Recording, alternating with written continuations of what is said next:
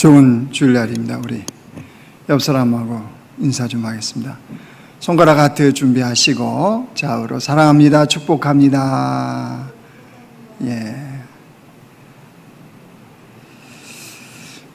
지난달에요, 약 2주 동안 강아지를 위탁받아서요, 그 사랑하는 강아지를 2주 동안 키우는 경험을 했습니다. 2주간의 짧은 기간이었지만 애완견을 왜 키우는지 키우시는 분들의 마음을 조금 이제 알 수 있었습니다. 참 정이 많이 들겠구나. 이 정이라는 게 참 무섭죠. 그죠? 그래서 저희 아내는 그 뒤로도 그 사진을 계속 봐요. 제 사진은 안 봐도 그 강아지 사진은 그 핸드폰 배경화면 사진으로 늘 보더라고요. 근데 그도 그럴 것이 현관 문 열면 집에서 제일 먼저 반겨주는 게 강아지입니다. 그냥 반겨주지 않죠. 아주 꼬리를 치면서 그냥 두 발을 들면서 치와와 그 계통의 강아지였는데 얼마나 반겨주는지요. 극명하게 차이가 납니다. 집에 들어오고 싶어져요. 평상시에는요, 애들은 지방에서 오셨어요? 그러면 끝이에요. 근데 강아지는 달라요. 마치 이 진짜 반가운 사람이 온 듯한, 아주 그냥 얼마나 반겨주는지, 이래서 강아지를 키우는구나. 그래서 강아지 애완견을 마치 가족과 같이 이렇게 여기는구나 라는 생각이 들었습니다. 그런데 그 경험을 하면서 저는 좀 다른 생각, 좀 엉뚱한 생각을 해봤어요. 강아지가 왜 이렇게 사람을 반겨줄까? 이유 없이 반겨줄까? 강아지 미워하면요, 미워하는 사람 다 압니다. 그죠? 발자국 소리만 들어도 안 되면, 강아지는 이게 청각이 굉장히 발달해서 사람들은 누가 들어오는지 모르는데요, 밖에서 발자국 소리만 나면 이게 누군지를 안답니다. 그래서 벌써 자기를 미워하는 사람 발자국 소리면 안 나온대요. 그렇다는데 왜 이렇게 사람을 이렇게 반기고 좋아해 줄까요? 밥 주지요, 간식 주지요, 산책시켜 주지요, 목욕시켜 주지요, 예뻐해 주지요, 잠잘 때 옆에 재워주지요. 어떻습니까? 요즘 유치원도 보내주지요, 유모차에 태우고 다니지요. 그죠? 사람은 걸어 다녀도 애가 아니죠. 강아지는 안 걷게 해주지요, 옷 입혀주지요. 우와. 보험도 있지요, 아마. 강아지 보험도 있을걸요? 그만큼 사랑받으니까 온몸으로 그 주인을 좋아하는 표현을 하는 거죠. 근데 그걸 보면서 강아지와 같은 삶을 사는 사람들도 있겠다, 이런 생각을 했어요. 강아지와 같은 삶이 뭐겠어요? 남이 뭔가를 해주기를 바라는 거. 이야기했더니 일부 끝나고 저희 아내가 강아지 해주는 게 얼마나 많은데 뭘 해주는데 했더니 그 눈망울. 눈망울 하나로 모든 게 다 끝난대요. 아니면 남편들은 아내를 눈망울로 어떻게 쳐다보는데요? 이 이야기는 안 하려고 그랬는데요, 저 집 냉장고에 한 번도 남편 간식이라고 써져 있는 걸 못 봤어요. 이 강아지 2주 다녀갔는데요, 그 강아지 이름 써놓고 간식 그러고 써져 있는 몸통이 있더라고요. 절대 손대지 말라는 거예요. 걔 먹이겠다고. 눈망울이 해준대요. 그래, 해줍니다. 분명히 해준다고 얘기했어요, 제가. 그런데 실상은 강아지들은 뭔가 주인이 해주기만을 바라죠. 그죠? 그래서 그런 식의 사람들의 삶도 있다는 거예요. 남들이 내게 베풀어 주는 것을 받을 때 행복하고, 뭔가를 바랬는데 그걸 해줄 때 늘 행복감을 느끼는 사람이 있다면 이 사람이 마치 강아지와 같은 삶을 사는 사람 아니겠습니까? 근데 그런 삶에는요, 만족감이 없어요. 제가 강아지 가만히 보면서 간식 주면 만족감이 없더라고요. 한 번도 그 강아지가 짧은 시간이지만 제가 이렇게 닭가슴살도 주고 밥도 주고 이렇게 밥 먹다가 간식이죠. 그거는 사실 주식은 또 따로 있으니까 먹을 때 이제 그만 됐어요 그러고 돌아간 적이 없어요. 제가 밥 먹을 때 끝까지 있어요. 안 주잖아요? 그러면 이렇게 두 발 들어서 저를 이렇게 딱 때립니다. 이렇게 허벅지를 건드려요. 자기 여기 있다는 거예요. 빨리 간식 주라는 거예요. 그만 됐어요. 그런 적이 없어요. 그럼 이게 그럴 수 있겠다. 뭐 다는 아니지만 그럴 수 있잖아요. 사람이 늘 누군가로부터 받고 해주기만을 원하고 늘 그런 삶을 사는 사람들은요, 만족이 없어요. 여러분, 그런 삶에 살아계신 하나님이 나타날 수 있을까요? 그런 삶을 사는 사람을 통해서 주님을 볼 수 있을까요? 아니요, 결코 없을 겁니다. 올해 우리가 선교 거룩한 하나님의 나라, 그잖아요? 거룩한 하나님의 나라를 이루는 선교사의 삶을 살자고 그랬잖아요. 근데 마치 그렇게 늘 누군가가 해주기만을 바라고 그럴 때 만족감을 누리고 행복해하고 이런 삶을 산다면 결코 그 삶에 하나님 나라를 이룰 수가 없다는 거예요. 여러분, 오늘 본문은 예수님이 이제 부활승천하셨어요. 그래서 그 제자들과 더불어서 예수님을 늘 따라다녔던 120명, 이 사람들이 이제 모여서 기도합니다. 그 가운데 하나님의 뜻을 깨닫습니다. 어떤 뜻이요? 12명의 사도 중에 한 명이 없어졌잖아요. 그래서 그 빈 사도 한 명을 이제 채우라는, 즉 선거로 얘기한 보선이죠. 보선을 해라. 이거 주님의 뜻을 깨닫습니다. 그래서 기도한 후에 이 사람들이 제비를 뽑아갖고 다시 가룟 유다 대신에 그 자리를 채운 사람이 누구냐? 마띠아라는 사람이에요. 마띠아를 이제 사도로 세우는 이 일을 합니다. 그런데 그 가룟 유다요, 이 한 명 없어진 가룟 유다를 오늘 성경은 이렇게 기록해요. 25절 중반절 한번 보실래요? 유다는 이 직무를 버리고 제 곳으로 갔나이다 하고, 가룟 유다는요 직무를 버렸대요. 그리고 제 곳으로 갔대요. 이게 가룟 유다에 대한 인생의 결론입니다. 가룟 유다는 제 곳으로 갔다. 제 곳으로 갔다는 게 뭐겠습니까? 자기가 가고 싶은 길을 갔다는 거죠. 우리가 가룟 유다를 비난하지만 사실은 가룟 유다의 모습이 우리 모두에게 다 있습니다. 이사야 53장에 말씀하는 거 보여주실래요? 이사야 53장 6절. 자, 우리 같이 한번 읽겠습니다. 시작. 우리는 다 양 같아서 그릇 행하여 각기 제 길로 갔거늘 여호와께서는 우리 모두의 죄악을 그에게 담당시키셨도다. 우리는 어떤 사람이라고요? 각기 제 길로 가는 사람. 가룟 유다 제 곳으로 갔다 그랬죠? 우리도 역시 양 같아서 뭐 한대요? 제 길로 간대요. 그런데 그릇 행하여, 잘못된 길. 그런데 소신껏. 그죠? 그게 양 같은 우리라는 거예요. 그러면 사람들이 제 곳으로 가는 것, 제 길로 가는 것, 그 가고 싶어 하는 곳, 가고자 하는 길이 어떤 길이겠어요? 다른 길이 아닙니다. 철저하게요, 자기 이기심과 자기 탐욕을 채우는 방향으로 가고 싶어 합니다. 그게 사람이에요.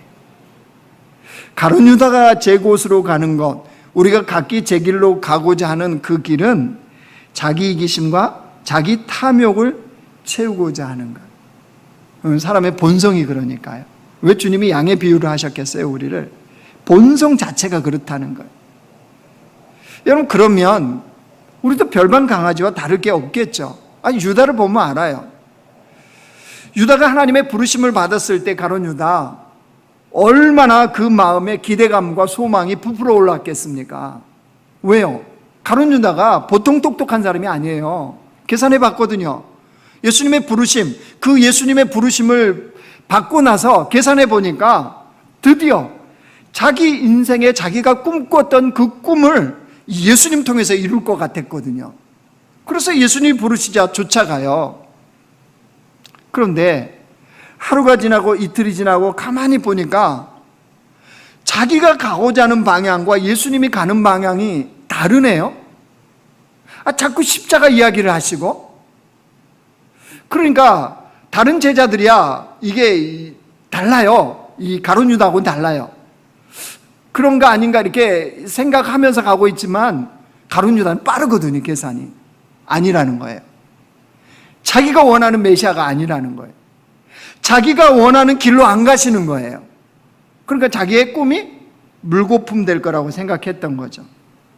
그러니까 이 똑똑한 가룟 유다가 이제 인생의 결론 짓기로 한 거예요.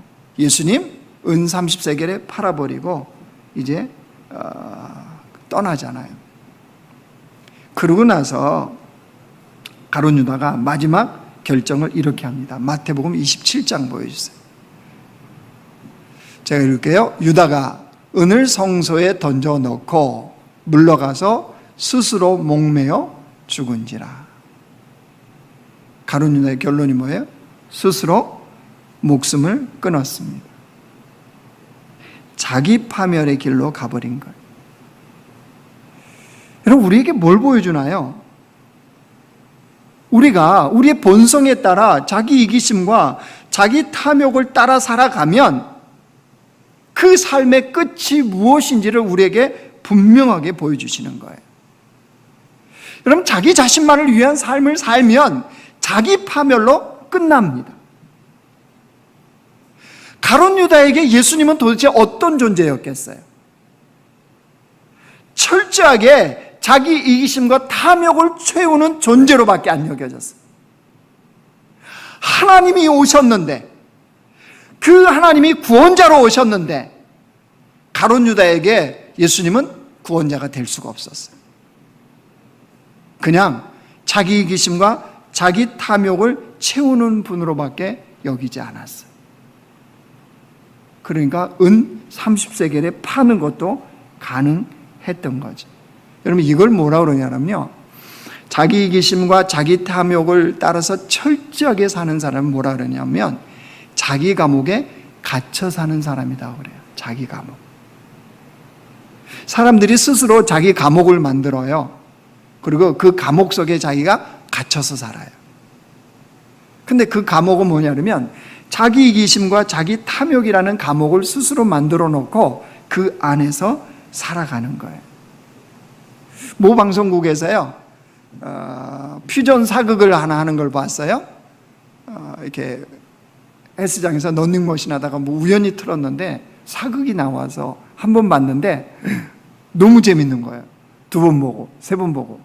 그 헬스장은 재방송 해주거든요. 계속. 그래서 계속 그것만 봤어요. 처음부터 끝까지 다 봤어요. 재방송 해주니까. 근데 그게 뭐냐면 보쌈이라는 드라마였어요. 보쌈. 우리나라 사극 참 영화도 그렇지만 잘 만들잖아요.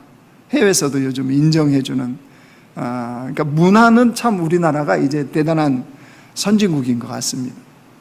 저도 참 재밌게 봤는데, 뭐 내용은 남녀 간의 사랑을 그리는 그런 건데, 사실은 가만히 보면 이 사극을 이끌어가는 중심축이 있었어요. 그게 뭐냐면 왕과 신하였어요. 이 두 사람의 권력 다툼이 사실 이 드라마를 이끌어가는 거예요. 이 두 사람은 개국공신이에요. 선대왕을 시해하고 둘이서 새로운 왕과 나라를 이렇게 이제 만들어 가는 거예요. 처음에는 둘이 하나가 됐죠. 그러나 이게 갈수록 둘이 갈라지는 거예요. 왜? 권력 때문에. 왕은 자기의 권력, 이 신하는 자기의 권력. 이거를 이제 만들어 가려고 서로 갈라지는 겁니다. 이 싸움 속에 모든 사람은 이용의 대상이에요. 가족도, 자식도, 뭐 같은 정치하는 그 신하들도. 그러니까 왕도 자기의 왕권을 유지하기 위해서 딸도 버려요. 딸도 죽이려고 해요. 이 신하도 마찬가지예요. 자기 자식들, 자기 권력 유지를 위해서는 가족도 없어요. 근데 여러분, 이 드라마가 이제 끝났는데요, 끝이 뭐냐? 파멸이에요, 파멸. 물론 드라마가 이제 사랑, 그 주인공은 남녀 사랑 그거예요. 그 두 사람은 이제 떠나요. 해피엔딩으로 끝나요. 근데 이 왕과 이 신하는 파멸로 끝납니다. 여러분, 우리가 자기 이기심과 자기 탐욕으로 살아가면 결론이 무엇인지를 잘 보여주는 거예요. 그러면 이제 우리의 궁금증인 거예요. 그러면 사람이 그 본능이 자꾸 타락한 본능이 작동하는데 그걸 어떻게 뛰어넘느냐는 거예요. 사람은 대부분이 자기 감옥을 갖고 있어요. 철저히 자기 이기심과 자기 탐욕이라는 감옥을 갖고 있는데 도대체 이 감옥 문을 열고 탈출해서 예수님의 제자답게 사는, 예수님을 믿는 자답게 사는 방법이 뭐냐는 거예요. 오늘 본문에 그 답이 있어요. 여러분, 새로운 사도를 세우잖아요. 그 벗어나는 조건에 사도를 세우는 조건이 있어요. 21절 한번 가보실래요? 이러함으로 요한의 세례로부터 우리 가운데 올려진 날까지 주 예수께서 우리 가운데 출입하실 때에 항상 우리와 함께 다니던 사람 중 하나를 세워 우리와 더불어 예수께서 부활하심을 증언할 사람이 되게 하여야 하리라 하거늘. 새로운 사도를 세우는 조건이 뭐래요? 예수님께서 부활하기 전까지 항상 그 3년 동안 같이 다녔던 사람. 근데 그 사람은 예수님의 부활을 증언할 사람. 이게 이제 새로운 사도, 세워야 되는 사도의 조건이었죠.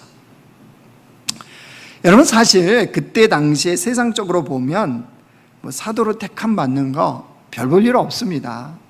안 그래요? 지질하게 가난하고 지질하게 별 볼 일 없는 사람들. 그렇다고 뭐 기독교가 인정받는 종교였습니까? 아니죠. 유대교에서 보면 이단하예요, 이단.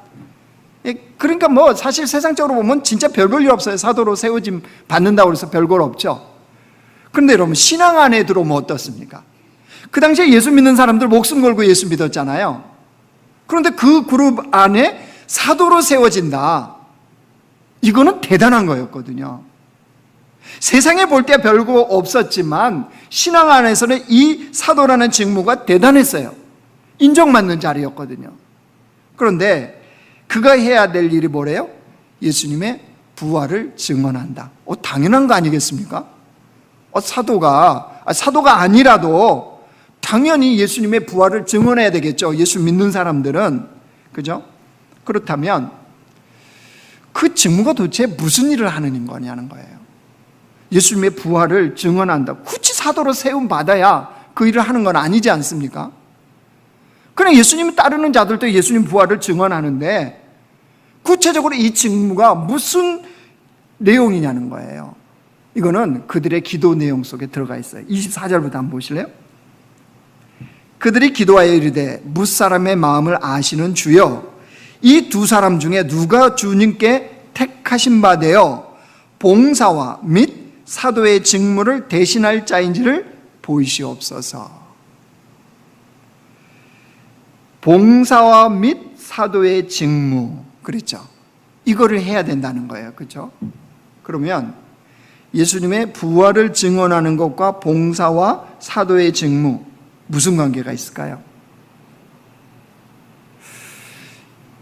여러분, 예수님의 그 부활 생명이 내 안에 충만하면 구체적인 삶의 현장에 드러나는 게 뭐냐면 봉사와 섬김이라는 거예요. 이게 복음적인 삶이라는 거예요. 무슨 말이냐? 사도이기 때문에 그 안에서 인정받았기 때문에 높은 자리에 앉는다든가 그걸 뭐 누린다든가 이게 아니라는 거예요. 정말로 예수님의 부활을 증언하고자 하는 자는 주님 안에서 봉사와 섬김의 삶이 그를 통해서 드러날 수밖에 없다는 거예요. 무슨 말이냐? 여러분, 우리 안에 예수님의 부활 증언, 부활 생명으로 충만해지면 그걸 증언하고자 한다면 어떻게 자기 이기심과 탐욕으로 살 수 있겠습니까? 내 안에 예수 부활 생명이 충만한 사람이 지극히 자기 이기적이고 자기 탐욕적으로 살아간다. 안 맞죠? 말이 안 됩니다. 그럴 수가 없습니다. 그것은 유다가 제 곳으로 갔다 그랬잖아요. 자기 이기심과 자기 탐욕으로 충만한 사람은 제 곳으로 가는 삶을 살지 섬김과 봉사의 삶을 결코 살 수가 없어요. 다시 말해서 내가 자기 이기심과 자기 탐욕에 갇힌 자기 감옥에 살지 않음을 무엇이 증명해 주느냐? 아니, 자기 감옥의 탈출은 어떤 것이 가능하느냐? 봉사와 섬김을 통해 가능해. 그 차이를 뛰어넘는 그리스도인인가? 이 책에 보니까 선교사님이 이제 각 분야의 선교사, 기업가, 뭐 예술인에서 이렇게 열 몇 사람이 이렇게 쓴 책이 있어요. 근데 거기에 톰린이라는 몽골 선교사님, 몽골 선교사님이 이제 이야기하는 그 내용, 자기 이야기를 좀 하는 게 거기 있어요. 이름에 들어보면 벌써 톰 그러면 미국인데 린 그러니까 중국 냄새가 확 나잖아요. 예, 맞습니다. 아버지가 대만 사람이에요. 아메리칸 드림을 꿈꾸고 가족을 이끌고 미국으로 이민을 온 거예요. 그러니까 아들 톰린도 당연히 아빠를 따라서 미국에 온 거예요. 이민자들 부모가 바라는 게 뭐겠어요? 자식들 성공시키는 거죠. 자식들이 공부 잘하는 거죠. 근데 이 아들 톰이 그런 부모의 기대에 아주 부응을 해요. 공부를 잘합니다. 모든 영역에서도 뛰어나요. 스포츠나 뭐 이런 거에 리더십이 아주 정말 제대로 된 그런 학생으로 잘 자라납니다. 고등학교를요, 이 톰린이 수석으로 졸업을 해요. 그리고 미국 USA 투데이가 뽑은 최우수 고교생 20명 중에 한 명으로 들어가요. 그뿐이 아니에요. 전미 학업 우수상, 정말 공부 잘하는 애들 8명을 뽑는데 그 중에 톰린이 들어가요. 그리고 이 아이가 하버드 대학을 입학을 해요. 부모님은 어떻겠어요? 거기 와서 얼마나 고생하면서 아이를 키우고 미국에서 성공해 보겠다고 얼마나 그 꿈을 꾸었겠습니까? 근데 아들이 그렇게 잘 되니까 부모는 너무 좋은 거예요. 드디어 아메리칸 드림의 꿈을 이룰 수 있겠다. 아들이 너무 대견하고 너무 자랑스러운 거예요. 되었다는 거예요. 그런데 문제가 발생했어요. 톰린이 하버드 대학을 다니던 도중에 주님의 부르심을 받아요. 부르심이라는 게 뭐냐면 인생의 새로운 길을 부름받아요. 그게 다른 게 아니라 선교사의 길. 선교사의 길을 부름받고 톰린이 대학 다니면 그걸 준비를 하는 거예요. 선교사 나갈 준비를 하는 거예요. 부모가 알게 됐겠죠? 난리가 났죠. 왜요? 톰린이 정상적으로 졸업을 하면 소위 말해서 월급이 몇십만 불에서 시작하는 그 월급을 받는 사람이 되거든요. 최소한 10만 불이면 1억 아닙니까? 그렇죠? 그런데 그걸 포기하겠다는 거잖아요. 아니, 그걸 버린다는 거잖아요. 부모가 기가 차고 팔짝 뛸 노릇이죠. 너무나 부모가 충격을 받은 거죠. 아니, 아들이 그렇게 되니까 인생 됐다 이제 싶었는데 아들이 그런다니까 이게 말이 됩니까? 말이 안 되죠. 논쟁을 하고 울며 간청을 하고 아들한테 그러면 안 된다고. 때로는 부탁도 하고 때로는 협박도 하고 절대 안 바뀌는 거야, 아들이. 왜? 예수님의 부르심을 받은 거잖아요. 아빠가 그랬답니다, 아들한테. 톰, 우리 인생이 내 손에 달렸다. 제발 우리를 망가뜨리지 말아라. 네가 그러면 우리 인생 망가진다는 거야. 엄마는 한수를 더 뜨더랍니다. 엄마는 뭐라고 그러냐 그러면요, 내가 정 이렇게 나오면 난 죽을 거다. 얼마나 참 마음에 갈등이 많았겠습니까? 선교사의 부름에 앞에. 그래도 이 아들이요, 묵묵하게 그 길을 가요. 주님의 부르심이니까 주님이 하실 일이 있겠지. 주님이 뭔가 일을 행하시겠지. 주님께 맡기고 갑니다. 그때부터 이 부모님이요, 연락을 딱 끊어버리더랍니다. 우리 세상 말로 인연을 끊어버린 거예요. 이 톰린이 결혼도 해요. 근데 절대 안 봐요. 아예 왕래를 끊어버려요. 그뿐만 아니에요. 부모님 때문에 사실 이 아들이 신앙을 갖고 미국에서도 신앙생활을 했거든요. 부모님이 우리 아이들 학원 제대로 안 다니면 끊잖아요. 우유도 끊고 학원도 끊잖아요. 부모님이 신앙생활을 딱 끊어버리더랍니다. 교회를 안 다니더래요, 그때부터. 너무 충격이 컸던 거죠. 그리고 도저히 받아들일 수가 없었던 거예요, 부모 입장에서. 물론 나중에 이제 이 글을 쓰는 이유가 있었겠죠. 하나님이 은혜 주셔가지고요, 이 부모님이 다시 돌아와요. 그래서 이 톰님 이게 아들의 가정과 다시 관계가 회복이 되고, 부모님이 신앙도 또 회복이 돼요. 아들한테 또 용서를 구해요. 자기들이 그렇게 자기들의 이기심으로 그랬던 거 용서해달라. 하나님 앞에 또 나가서 회개하고 철저하게 신앙생활하는 회복의 이 역사도 있어요. 근데 저는 이걸 보면서 맞아요, 우리 본성이 이래요. 안 그럴까요? 우리 그래요. 우리의 이기심과 탐욕에는 철저하게 거기에 묶여 살아요. 무엇을 봐도 항상 그 관점에서 보잖아요. 안 그래요? 뭐 정치는 잘 모르겠습니다. 뭐 알아서 하니까 80%니 88%니 뭐 재난지원금이요. 왜 그래요? 거기서 뭐 알아서 하겠지만, 사실 우리 봐봐요. 우리 심리 속에 그런 데매요. 그들이야 그런 자기들 정치적인 계산을 갖고 하는 거지만 사람이 그렇다며요. 왜 쟤는 받는데 난 못 받아? 난 20% 안 해. 88%니까 이제 12%가 제외되는 겁니까? 12% 안에 들어가면 왜 나는 못 받는데? 그리고 불만한다며요. 여러분, 뭐 다른 거 간두고 우리 안에 왜 이런 마음들이 있죠? 자기 이기심과 자기 탐욕이요, 이 감옥 속에 철저하게 우리가 갇혀 살거든요.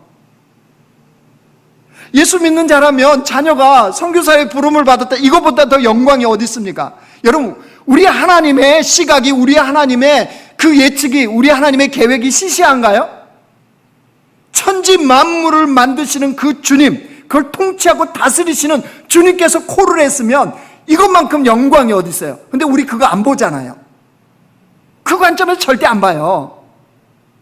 내 이기심과 내 탐욕이라는 관점에서 보니까 선교사 가는 건 죽음의 길로 가는 것처럼, 지옥으로 가는 것처럼, 인생 다 망가진 걸로 가는 것처럼 보는 것이 우리의 본성이잖아요. 이론으로는 안 그러죠. 근데 뭐예요? 본성은 그렇게 움직이잖아요. 이게 자기 감옥 속에 갇혀 사는 거예요. 여러분, 그런 사람으로는 거룩한 주의 나라가 이루어질 수가 없습니다. 그래서 예수님은 우리에게 늘 가르치시고 본을 보시셨던 것이 뭐예요? 마태복음 20장 보여주실래요? 제가 읽을게요. 너희 중에는 그렇지 않아야 하나니, 너희 중에, 예수 믿는 우리들은 이래야 된다는 거예요. 누구든지 크고자 하는 자는 너희를 섬기는 자가 되고, 그 다음에요, 너희 중에 누구든지 으뜸되고 싶으면 어떻게 하라고요? 너희의 종이 되어야 하리라. 그 다음, 인자가 온 것은, 예수님이 이 땅에 온 것은 섬김을 받으려 함이 아니라 도리어 섬기려 하고 자기 목숨을 많은 사람의 대속물로 주려 함이니라. 하나님 나라는 다르다는 거죠. 큰 자, 높은 자, 누구요? 섬기는 자, 종. 그래서 예수님은 이 땅에 하나님으로 오셔서도 그걸 보여주셨잖아요. 그러니까 예수님 뭘 보여주신가요? 철저하게 자기 감옥에 갇히지 않는 삶이 무엇인지를 보여주신 거예요. 하나님이심에도 불구하고, 그렇죠? 하나님이심에도 불구하고 섬기는 것은 뭐라는 겁니까? 자기 감옥에 갇히지 않는 삶. 그게 십자가의 길이었죠. 이제 말씀을 정리하겠습니다. 여러분, 우리 본성은요, 내가 원하는 삶을 사는 거예요. 뭐가 성공이라고 생각합니까? 뭐가 내가 하나님으로부터 축복받은 인생이라고 생각합니까? 우리는 뭐가 잘 사는 인생이라고 생각합니까? 다 그거 아닙니까? 내 기준에서 내가 누리고 싶은 거, 내가 자랑하고 싶은 거, 그것이 인생에 채워져야 내가 진짜 주님으로부터 복을 받았고 성공한 인생이고 잘 사는 인생이라고 우리 이렇게 여기지 않습니까? 그것은 자기 이기심과 자기 탐욕에 갇혀 살아가는 삶이에요. 그 삶에는 주님의 나라가 이루어질 수 없어요. 그 삶에 주님이 나타날 수가 없어요. 여러분, 우리는 예수 믿는 자로 우리 안에 부활 생명이 있잖아요. 우리 부활할 자들이잖아요. 그러니까 이 땅에서 소망의 인내로 살잖아요. 사랑에 수고를 하잖아요. 믿음의 역사를 일으키잖아요. 왜? 부활 소망이 이 안에 있으니까. 그러니까 견뎌내는 거 가능해요. 희생하는 거 가능해요. 믿음으로 살아가는 거 가능해요. 부활 생명이 있으니까. 여러분, 그런 자들은 자기 이기심, 자기 탐욕에, 자기 감옥에서 벗어나서 살아요. 여러분, 이거는 그냥 되는 게 아니에요. 하나님은 우리 삶에 끊임없이 훈련을 하라는 거예요. 왜냐하면 자꾸 본성을 따라 살고 싶으니까요. 자꾸 본성을 따라 살고 싶어 해요, 우리는. 근데 그게 훈련되어져요. 그래서 훈련에, 여러분, 도구로 우리가 선교축제도 사실은 이런 훈련의 도구예요. 여러분, 자기 이기심과 자기 탐욕으로 철저하게 똘똘 뭉쳐서 살면 이 코로나19의 이런 엄중한 때에 선교축제 하나요? 팀으로 7개 나눠졌어도 알아서 하세요. 팀 리더들이 하시면 되죠. 뭐 아마 강 건너 불구경할 겁니다. 그러면 절대 자기 감옥에서 나올 수가 없어요. 왜 사도의 직무를 행하는데 봉사라고 이 이야기를 했느냐? 이 봉사가 섬김이잖아요. 왜 봉사냐? 자기 감옥에서 나올 수 있는 방법이거든요. 사도라는 것은, 직무를 행한다는 것은 자기 감옥에 갇혀서는 결코 불가능하거든요.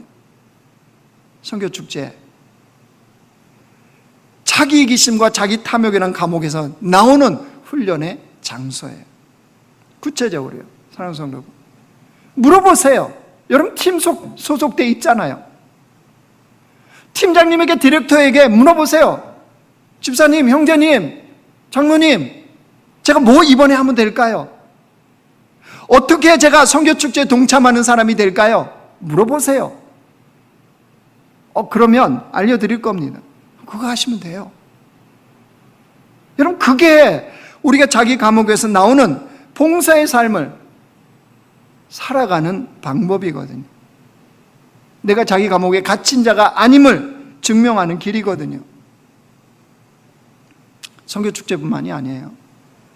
내 안에 부활 생명이 정말 있다면, 여러분, 가정에서도요, 직장에서도, 교회에서도, 우리가 가는 그곳에서 정말 어떻게 봉사와 섬김을 할 수 있을까? 여러분, 생각해 봐요. 많아요. 없는 게 아니라 많아요. 그냥 말없이 내 안에 부활 생명이 있으니까 가정에서도, 직장에서도, 여러분, 교회에서도 내가 가는 그곳에서 그 일을 행하시면 돼요. 지금 시대는 좀 우리가 입을 다물고요, 코로나니까 마스크도 쓰고 다니잖아요. 입 다물고 손과 발이 움직이게 하면 돼요.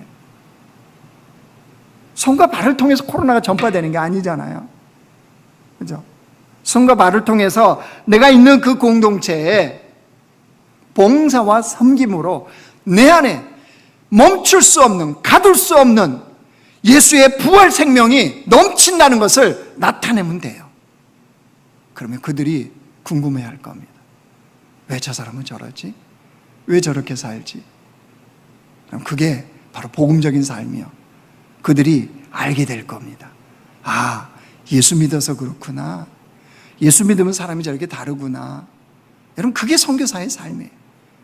우리가 입술을 열어서 예수를 전하기도 해야 되지만 손과 발이 움직여서 봉사와 및 사도의 직무를 행하는, 즉 우리의 본성에 따라 제 곳으로 가지 않는, 본성이 가라고 하는 자기 이기심과 탐욕의 길을 가지 않고 예수를 따라가는 삶이 되어질 때 우리가 꿈꾸는 선교사의 삶은 가능해지는 겁니다.